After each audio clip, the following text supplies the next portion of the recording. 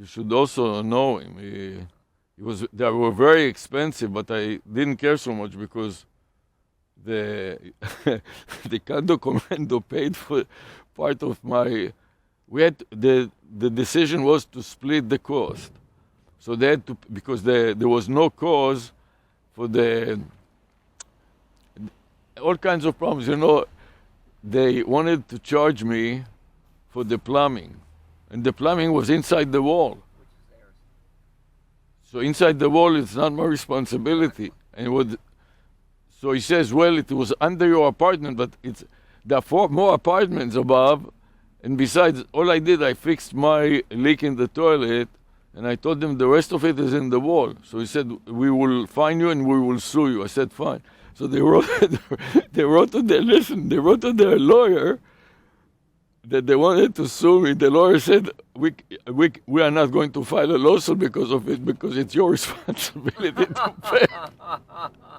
That's what it means. There's such. You know that they had problems with the garage with leaks, Yes, right? definitely. And Coral Gables was called because it is, when you have shit coming down on your car or on you, it is a health hazard. You cannot have it without fixing it. And they didn't want to pay for it, in my case. So they said, then when they were pressed by Coral Gables that they would get more fine, they paid for it, and then they wanted to charge it all to me. I told them, first of all, there are 4 more apartments on top, and secondly, I have verified it and I've fixed my problem, and now it is your problem. And anyways, I can't deal with these people. Their logic and reason, and them doing a reasonable amount of study and finding out what's accepted practice is legal as well as possible. did you hear that they made an appointment without telling us in advance? They have to tell you 24 hours in advance. They made the meeting on Zoom, and they had to cancel the meeting, and the title of the meeting will be to fine residents.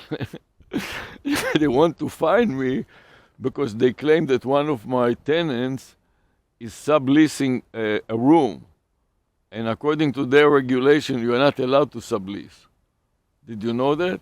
No, I don't pay attention to that. So they are threatening to fine me, and I have to tell my tenant that if you are going to have anybody live there, they have to sign a contract and go for the interview, and they don't give you an interview right away. You can wait months sometimes. They're supposed to give you in 2 weeks an interview to a new tenant applicant. Sometimes they have issues, so they don't. I had a tenant that was waiting for more than a month, a university professor.